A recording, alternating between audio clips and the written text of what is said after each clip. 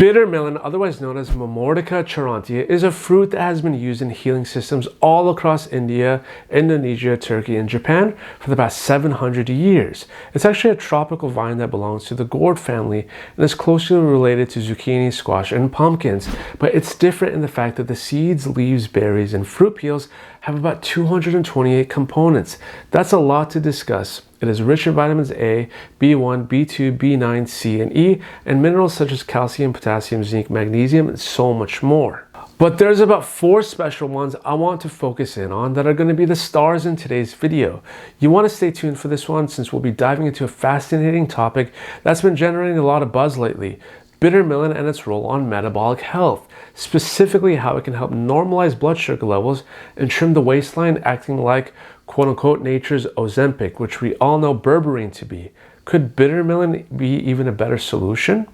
All I ask is if you give this video a like and subscribe down below so you don't miss out on future videos. I talk extensively about evidence-based ways to improve your hair, skin, and health, so if that's something you're into, definitely consider subscribing. I would love to have you guys on board. The reason why bitter melon may be nature's new Ozempic actually goes back to a 2013 paper that looked at M. charantia being one of the plants that has been investigated thoroughly for the treatment of diabetes, with the traditional use supported by modern scientific evidence of the beneficial function of M. charantia. And get this, guys, it is one of the most promising plants for diabetes today. And you basically have 2 types of bitter melon. You have Chinese bitter melon, which looks like a shriveled cucumber, and Indian bitter melon, which is dark green with pointy ends and spiked skin. Interesting to note is that bitter melon is also part of the Okinawan diet. And I don't know if you know or not, but Okinawans have one of the highest life expectancies in the world, and their remarkable longevity is often attributed back to their diet. This dish here is called the Goya chanpuri, which is known as bitter melon stir fry, which looks delicious actually. Funny to note is that in Japan they also have a bitter melon drink. Curious to find out how that actually tastes. I'll be looking out for this drink if I ever make it to Japan one day. And of all the biological constituents of bitter melon, there are 4 that you need to know that have been shown to improve glycemic control. What are they? Charantin, vicine, momordica, and the most interesting one, polypeptide-p, which is bitter melon's own version of insulin. And by the way, bitter melon can actually be eaten raw, but it's very bitter with no sweetness at all, and you can find them in your local grocery stores. Sometimes you'll have to go around to try and find it because in some cities it might be harder to find. Comment down below if you've ever tried any. But there are also supplements of bitter melon too. I'll leave you one that I like down below as my affiliate because not all supplements of bitter melon are the same. Just do your research before you purchase and make sure it is third-party tested for quality and safety. And without getting too technical, let's break down as many of the pathways it plays when it comes to blood sugar control. From the literature, we have that it inhibits the absorption of glucose by inhibiting alpha-glucosidase, reduces sodium-potassium dependent absorption of glucose by the intestinal mucosa, and also suppresses disaccharide activity in the intestine. Those are all great, but what else does it do? It can repair damaged beta cells, stimulate insulin secretion, and enhance insulin sensitivity, which is awesome. But there are 3 more pathways I want to highlight that are relevant. 1, an increase in the number of translocation of glucose transporter type 4 receptors, which is similar to what metformin does. Secondly, it enhances the activity of AMPK, which is great for promoting fatty acid oxidation, because with more AMPK, the less lipid accumulation and more insulin sensitivity you get as a result. And lastly, it stimulates the synthesis and release of adiponectin, which we all know that higher levels of adiponectin are associated with lower body fat and better overall metabolic health. This actually may explain why there are some people who lose weight when they start adding bitter melon to their diet. So there you go. Without getting too technical, you have some background as to what's going on when you ingest bitter melon. But what about some real life examples that happened when people took bitter melon?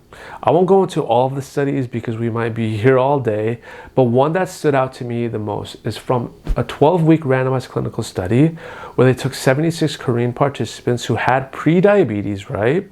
The glucagon level in the bitter melon extract group after 12 weeks significantly decreased 120 minutes after a 75-gram oral glucose tolerance test. These results suggested that bitter melon exhibits glucose lowering effects through suppression of glucagon levels in people with pre-diabetes. But what about when compared to metformin? Well, from 2011, when they compared it, Bitter melon had a modest hypoglycemic effect and significantly reduced fructosamine levels from baseline among patients with type 2 diabetes who received 2,000 milligrams a day, which, by the way, is where we get the dosing from. The minimum dose should be at least 2,000 milligrams a day. Now, it lowered fructosamine. So what does that mean? Lowering fructosamine levels is important in diabetes management because it provides a snapshot of a person's average blood glucose levels over the previous 2 to 3 weeks, as opposed to hemoglobin A1C, which reflects glucose control over 2 to 3 months. The lower your fructosamine levels, the less chances you get of developing complications like retinopathy, nephropathy, and neuropathy, which are all complications of having elevated blood glucose and glucose levels that are unmanaged. So if you're able to find the whole fruit, you could try cooking it in a way that's traditionally prepared in Asia, like stir frying it with potatoes, garlic, chili, and onion, and so you can reduce the strong smell. If you want, you could also drink up to 100 milliliters of fresh bitter melon juice a day. If it's too bitter for you, you could dilute it with fresh squeezed fruit or veggie juice. Those are just some ways other people try it. But the dose of bitter melon extract depends on what you're using it for, right? Like I said, 2,000 milligrams is what most studies use. And remember, it's supposed to be an adjunct and not a replacement for your current treatment. Some decide to take it alongside berberine, which you could also find in the description box down below. Thorne's high-quality berberine contains the most researched form, berberine HCl, alongside the highly absorbable berberine phytosome to make sure the berberine gets to where it needs to go in the body. And because bitter melon lowers blood sugar, it can interact with medications for diabetes, like Ozempic. So if you take diabetes medications, keep in mind it might lower your blood sugar too much, and therefore monitoring your sugar levels is highly recommended. Children and pregnant women should also avoid bitter melon too, as it is not safe for them. But I'm more curious to hear from you guys. What are your thoughts on bitter melon and berberine? Leave me them down below. If you found this video helpful, click the subscribe button down below. And until then, guys, I'll see you on the next one.